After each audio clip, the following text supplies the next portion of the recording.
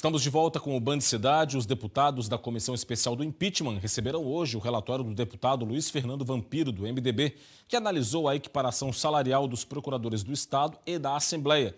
Foi a base do pedido formulado pelo defensor público Ralph Zimmer. A reunião foi informal, não foi transmitida. Luiz Fernando Vampiro leu o relatório final da comissão para os integrantes do colegiado. Agora, os deputados têm um prazo para apresentar emendas e sugestões ao texto. A leitura oficial do texto da comissão está prevista para a reunião desta terça-feira, às 9 horas da manhã. Roberto Azevedo aqui no estúdio do Band Cidade. Roberto, boa noite, tudo bem? Boa noite, Rodrigo. Boa noite a você que nos assiste. Tem alguma dúvida ainda sobre qual vai ser o encaminhamento da comissão para o plenário? Não, e é esperado um 9-0.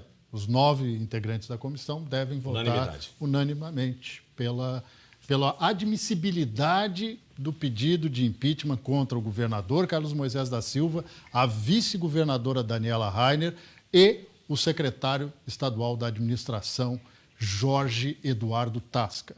Ora, o pedido é quase que uma disputa jurídica à parte, porque a gente entende, o Ministério Público, por exemplo, do Estado, e o Tribunal de Contas não entende como crime de responsabilidade. Dizem que é normal fazer esta equiparação. Já a defesa do governador da vice sustentam que não há fundamentação jurídica. Mas e os deputados, que vão olhar sempre para o assunto e legitimamente, totalmente legítima essa posição, pelo lado político, o viés político. Tem muito deputado dizendo que, neste momento de analisar este caso da equiparação salarial, vai se reportar a questão dos respiradores. Aquela compra de 33 milhões de reais com pagamento antecipado por 200 respiradores que não chegaram em Santa Catarina, porque os 50 que chegaram não servem de nada, dona Veiga Média. Mas a questão não é essa. A questão que está sendo analisada é a equiparação salarial.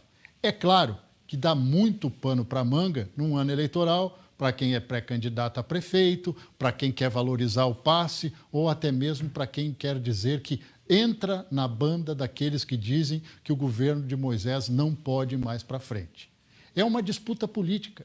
E no impeachment com disposição para uma disputa política, a gente já sabe o que vai dar na comissão e provavelmente dá para arriscar o que vai dar lá em plenário. O governador precisa de 14 votos para evitar que se crie a comissão julgadora e os deputados de 27. Nenhum dos dois lados tem esses votos ainda garantidos. Dito isso, um grande abraço e até amanhã. Até amanhã, Roberto.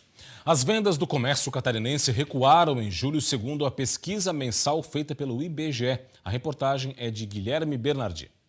O volume de vendas do varejo no Brasil cresceu 5,2% em julho, na comparação com o mês anterior, após a alta recorde de 13,3% em maio e 8,5% em junho. É a terceira alta seguida no ano, com algumas categorias apresentando resultados acima dos registrados no período pré-pandemia de Covid-19, como móveis e eletrodomésticos, e hiper e supermercados. Os dados são da pesquisa mensal de comércio divulgada pelo IBGE. Houve realmente um crescimento, né, do mês de junho para julho, nós notamos, não só neste mês, mas também um crescimento em comparação ao mesmo período do ano passado.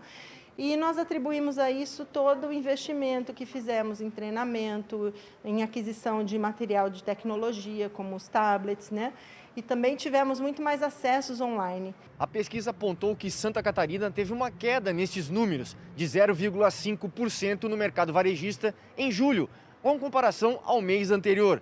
Isso se deu muito por causa do aumento no número de casos para a Covid-19 que o estado teve, que acabou influenciando nesta pequena queda. No acumulado do ano, todavia, Santa Catarina teve um aumento de 3,4% nas vendas do comércio varejista. É o maior aumento dentre todas as unidades da federação. Já nos últimos 12 meses, o crescimento acumulado é o segundo maior do país. São 6,3% a mais de vendas no comércio varejista. Somente 13 estados tiveram um aumento no comércio varejista nos últimos 12 meses. A média nacional neste mesmo período foi de um crescimento de 0,2%. Quando se fala no comércio varejista ampliado, Santa Catarina também se destaca. Teve um crescimento de 3,5% que inclui o comércio de veículos, motos, partes e peças e materiais de construção. Existe uma demanda reprimida, isso aconteceu e está acontecendo também em agosto, setembro, mas muito concentrado em produtos para casa. O fato das pessoas ficarem em casa e perceberem algum vazamento, perceberem alguma necessidade de reforma, algum eletrodoméstico que não estava funcionando bem, fez com que as pessoas gastassem mais nesse sentido. E a própria distribuição do auxílio emergencial também incentivou as pessoas com esse perfil de consumo.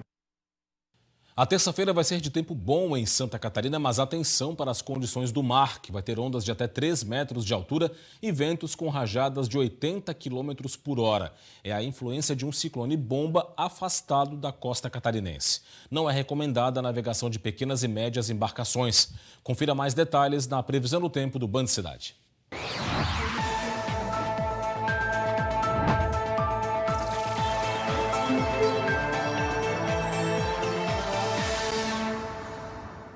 O dia vai ter sol e muitas nuvens no estado. No litoral sul tem chance de chuva isolada de madrugada, pela manhã e no fim do dia. As temperaturas vão estar baixas ao amanhecer e amenas durante o dia. Em Florianópolis, mínima de 14, máxima de 22 graus. Em Criciúma, variação entre 6 e 15. Em Lages, mínima de 10 e máxima de 18. E em Chapecó, os termômetros variam entre 13 e 27 graus.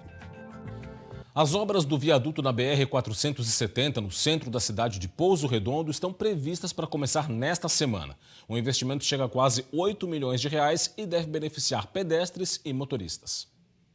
Quem trafega pela BR-470 em Pouso Redondo sabe que pela quantidade de veículos na rodovia, em alguns pontos é difícil cruzar a pista. Dificuldade encontrada também por pedestres e ciclistas no município. Só que nos próximos meses, uma nova obra deve ajudar a comunidade. É porque terá início a construção de um viaduto nesse ponto da rodovia. Então, o viaduto vai ser por cima das ruas urbanas, né? Vai ter um aterro erguido com terra armada, que são aqueles bloquinhos desenhados, como a gente vê ali na duplicação, bloquinhos de concreto. Então, a rodovia vai passar por cima e a cidade vai passar por baixo. Vão ter ruas laterais, que vão dar acesso ao município, vão dar acesso à rodovia depois. E pela extensão do viaduto, que vão ser em torno de 450 metros, várias ruas urbanas, em torno de 6, se eu não estou enganado, elas vão deixar de ter acesso direto para a rodovia, porque elas vão ter acesso ao aterro do viaduto e às ruas laterais. Então, o acesso à rodovia vai ficar concentrado nas incorporações e desincorporações que são antes e depois do viaduto. Esse aposentado é morador de Pouso Redondo. Ele conta que é perigoso andar no acostamento da BR-470. Por isso, o novo viaduto deve trazer mais segurança. É muito importante, né, cara? Porque daí desvia muito, né, o trânsito. Que a gente passa por baixo, é melhor para passar por baixo, né? E daí melhora muito para as pessoas, ainda mais com idade, igual eu, né, cara? Esse trecho da BR-470 é bastante movimentado, por isso houve a preocupação com o desvio do trânsito durante a obra. E isso deve ser feito através das marginais que serão construídas. O investimento no local será de R$7 milhões e 900 mil, recursos repassados por deputados. A obra é um pedido bastante antigo da comunidade, já que nesse ponto da rodovia vários acidentes são registrados. A expectativa agora é que a obra esteja pronta em até 8 meses. Veja depois do intervalo no Band Cidade, Chapecoense vence de novo e conquista o Campeonato Catarinense pela 7ª vez na história. Detalhes em instantes. Até já.